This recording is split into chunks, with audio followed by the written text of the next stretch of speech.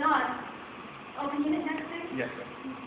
How much is going on? And I knew I wanted to be an artist when I was in high school. I was a really kind of bright kid, and even though I was like the only kid of color in all these honors classes, I still really managed to be very connected to my community and fight some of the educational inequities. And I would tell my nieces, I really want to be an artist. I want to. That's the way I express myself. Now my parents, because they were immigrants, they were like, no way, you're not going to be no artist. We didn't migrate to the United States for you to do art. You have to do science or engineering, no art. And so I was never able to take art classes in high school at all. All the art I took was after school, after I did all my homework. And so when I told my teachers, they said, oh yeah, this is be an artist, like Miss Picasso and Matisse and Rembrandt and all these fabulous European male painters. And then I remember seeing that poster. This poster was kind of photocopied and it was distributed at my school. It was almost like contraband, people would fold it and look at this, right? And I was like, wow, that's the kind of artist I want to be. I want to make radical political graphics like that challenge the status quo. I don't want to be in my studio. I want to be out there, making messages that are going to empower people and to think against the frame that we're totally fed with. And this image was done by a woman, right? She got named Yolanda Lopez. So next, after I saw this, I was like, cool, I know what kind of art I want to make. And I began making posters. And the posters that I made were really around celebrating our immigrant identity, saying about, how immigrants are everywhere. We're in the mines, we're in the cities, in the rural areas, in, the doctor's offices, and we are parents. And I started really making art about the different crises that were happening as a result of NAFTA, right? And so NAFTA was really, even though it was just a free trade agreement between Canada, the United States, and Mexico, in reality what it reflected is a kind of, the entire world was shifting over to favor big corporate entities. And so there was, farmers who were fighting the WTO, the World Trade Organization. And I wanted to celebrate their fight and how farmers were saying, you know what, we can't compete with your big factory farming. Farmers, we are losing our businesses. We are losing our ability to grow the land and have a direct connection with it. It's all about factory farming. And at the same time, in cities like Juarez, Mexico, which is at the border of El Paso, you witnessed, because all the maquilas, right, all the factories were going along the U.S.-Mexico border, who's going to go work in those factories? Young women. And so they started leaving a lot of parts of Mexico, going to the border, and there's 25, between 20 and 30, they go there, they're alone. What does that lead to? It leads to a very vulnerable situation for young women workers where they get exploited, they have to work 16-hour days, they have to work in factories where there's gunned officers outside so they don't leave. And the situation was created where you had over 600 young, mutilated, raped, killed women found throughout the city of Juarez, and there's nobody solving the problem, right? And then the mayor would go on and say, well, those young women shouldn't be out after dark. When that's the only jobs that are existing in the border are all these American companies that make them work at night.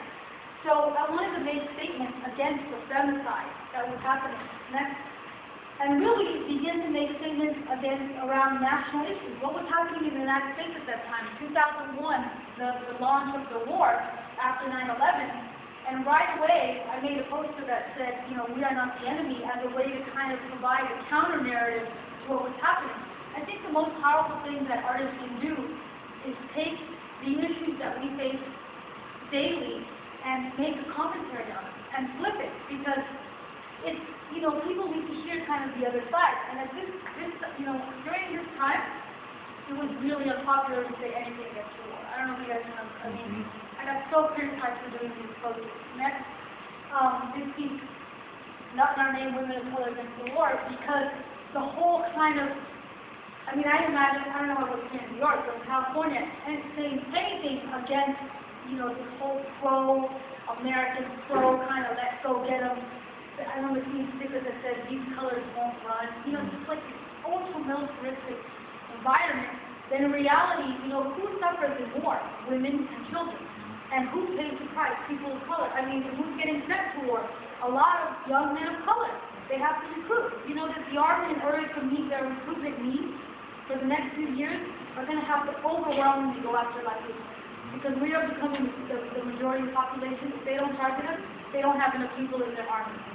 So it was important to put out another kind of message. And it was important to also put it out on behalf of women of color, right? And really say, hey, you know, when we're women of color, we stand against the war. Next. At the same time, you know, as a woman of color, precisely because I saw when I was growing up, I got so tired of never seeing myself as being invisible that when I decided to make art, it was all about showing women of color in empowered positions, right? Making music, singing, or playing the guitar, or dancing capoeira, or being Aztec dancers. Like, how can we be seen as women of color beyond just sexual objects, or beyond like a janitor, or, you know, like a thug, but as very important creators of culture? In my piece, you're going to notice women of color are usually my central kind of protagonist. Next. And I also did a lot of things around the issues that we were facing as a Black Latino community, right? And how, you know, the fact that those communities face, you know, a lack of access to education. We have very high dropout rates. We are very unhealthy in the sense where we are dying because of food-related diseases, and that means what we eat, right? Because in my community, there's only fast food at like every other block, and as a result, you have obesity rates for Latino kids like astronomical. Same thing for young African American children.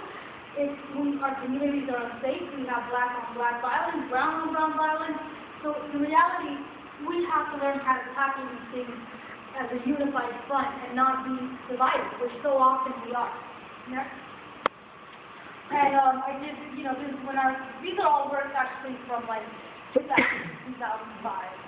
2004 actually. So I was also doing things against artists against race.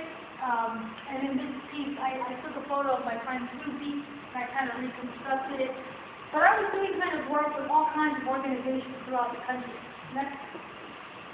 And then, actually around 2001, 2002, I was feeling very isolated because even though I knew I wanted to be an artist, remember I hadn't formally gotten artistically trained, therefore I could never go to art school. I mean, I hadn't spent those years in high school preparing to go to art school, so I ended up going to UC Berkeley for like Chicago studies. And then doing my art on the side, which eventually became my full-time job, and I began my business, which was a web design firm, doing graphic design and doing websites. And at the same time, I was meeting a lot of artists, and all of us as an artist community were struggling. I mean, we didn't have access to studio space. Many of us felt isolated, right? We thought we were alone, but in reality, there were many of us. And so we organized a collective called Eastside Art Alliance, and that was to get together artists of color so that we could basically tell the city, we need a cultural center, we need a place to practice, because in Oakland, California, where I live, not only is it one of the homicide capitals of the country, it's also one of the cities with the highest population of immigrants and communities of color in the entire country, after Los Angeles, right, and New York. The Bay Area is extremely diverse. So we worked for 7 years, and after 7 years, we were able to petition the city and the state to help us build a cultural center, and we built a cultural center. This building is a $4.5 million project with affordable housing units all around the top, and a cultural center all around the bottom that has music recording studios, a printmaking studio, a dance studio, offices, a library, classrooms. And this was an important asset to our community because as an artist, it taught me that, I mean, you can be an artist and do your own thing, but in reality, artists on the national level, their biggest problem is health insurance and access to space. That means we don't have places to work. And it's very expensive to afford a huge lot, right, where you can work. Why not do things together? Why not collectivize so we can combine our resources? Next. So, you know, in our cultural center, we do like breakdancing things. We do a lot of jazz, dance, capoeira. We bring jazz artists from all over the world. We work with activists over there on the far right.